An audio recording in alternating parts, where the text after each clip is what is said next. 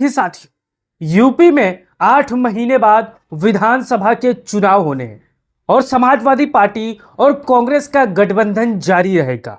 लेकिन आज जानेंगे कि ऐसी 30 कौन सी विधानसभा की सीटें हैं जहां कांग्रेस पार्टी अखिलेश यादव के साथ ही यानी समाजवादी पार्टी के साथ ही सबसे मजबूत है। हमारे पीछे आप तस्वीर देख सकते हो और पढ़ सकते हो।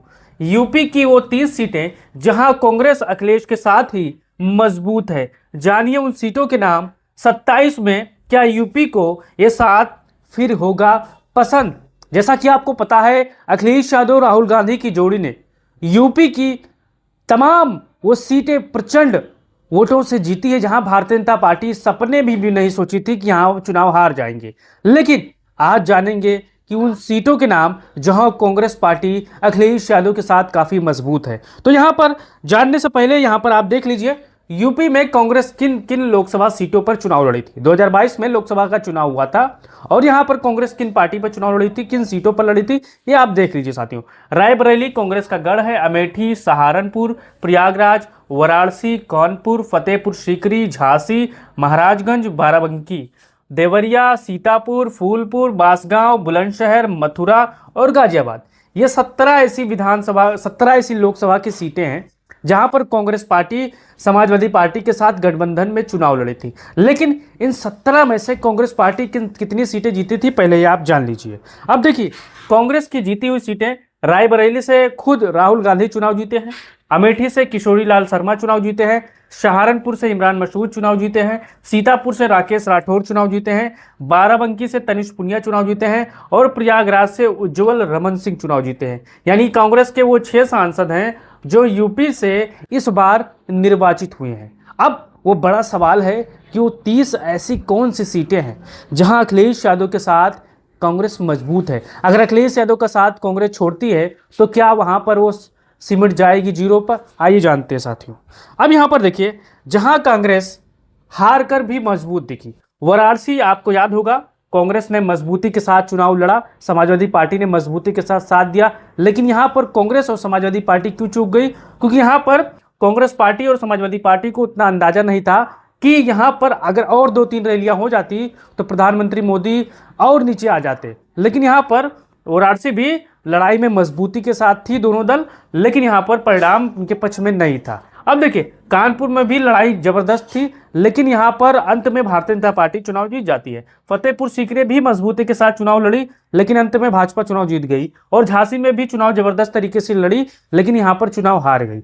अब यहां पर बगल की यहां पर देखिए रायबरेली, और यहां पर देखिए मैं आपको बताने की कोशिश कर रहा हूं कि कांग्रेस कहां कहां मजबूत है और कौन से दलों की वर्तमान में विधायक है।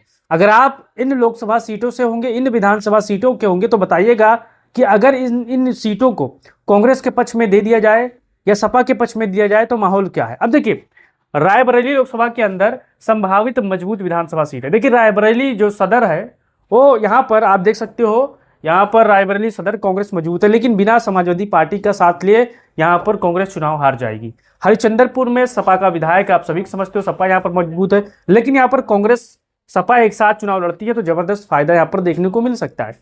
अब सालोन में भी वही हाल है, सरैनी में भी, ऊंचाहार में भी। ऊंचाहार में तो सपा के साथ जिसने गद्दारी की थी उसको तो मंत्री बना दिया गया है, आप सभी को पता है। अगर आप रायबरेली के होंगे, बताइए कि रायबरेली की कितने सीटों पर कांग्रेस को चुनाव लड़ना चाहिए और कितने सीटों पर यहाँ पर सपा को चुनाव लड़ना चाहिए। अगर आप रायबरेली जिले के होंगे तो बताइएगा साथियों, कितने सीटों पर कौन मजबूत है, या सभी सीटों पर सिर्फ सदर छोड़कर सभी सीटों पर सपा को लड़नी चाहिए? क्योंकि यहाँ पर सपा सबसे ज्यादा मजबूत है, सिर्फ लोकसभा अगर छोड़ दिया जाए। अगर लोकसभा सपा भी लड़ेगी तो मान के चलिए सपा भी जीत जाएगी, इस चीज को ध्यान देना है। अब देखिए, अमेठी लोकसभा मजबूत विधानसभा सीट है। अमेठी, गौरीगंज सपा मजबूत है, जगदीशपुर सपा है, तिलोई सपा है, मुसाफिर खाना सपा है। अगर सदर की बात करें, लोकसभा की बात करें और विधानसभा की बात करें तो लोकसभा में अगर देखा जाए अमेठी तो यहाँ पर कांग्रेस मजबूत है। अगर विधानसभा वाइज देखा जाए तो अमेठी सभी सीटों पर समाजवादी पार्टी मजबूत है। तो यहाँ पर आप इस चीज को ध्यान देना है, जब राष्ट्रीय लेवल पर चुनाव होता है अमेठी रायबरेली में तो कांग्रेस मजबूत होती है, जब विधानसभा वाइज चुनाव होती है तो यहाँ पर सभी सीटों पर सपा मजबूत होती है। इस चीज को आपको ध्यान देना है, समझना है। अब देखिए, सहारनपुर लोकसभा संभावित मजबूत सीटें, सहारनपुर नगर, देवबंद और बेहट, ये वो सीटें मजबूत हैं, लेकिन अगर अखिलेश यादव और समाजवादी पार्टी का साथ नहीं लेती है कांग्रेस पार्टी, एक मोटी मिसाल, तो यहाँ पर ये सीटें उनके हाथ से फिसल जाएगी।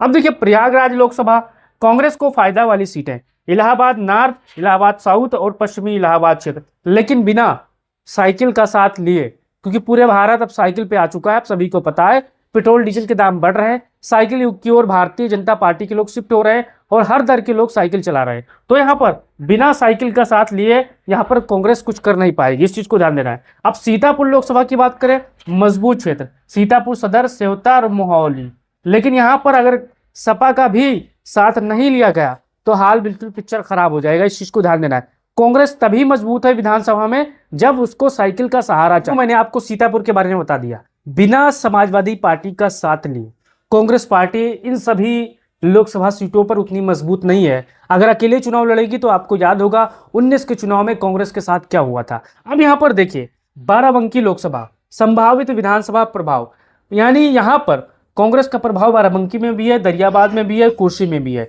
लेकिन यहां पर अगर बिना अपने मर्जी के चुनाव लड़ेगी तो यहां पर उसको यहां पर मुंह की खानी पड़ेगी। लेकिन समाजवादी पार्टी के साथ गठबंधन में अगर बाराबंकी, दरियाबाद, कुर्सी में चुनाव लड़ेगी तो मजबूती के साथ यहां पर फायदा यहां पर दोनों को होगा साथियों।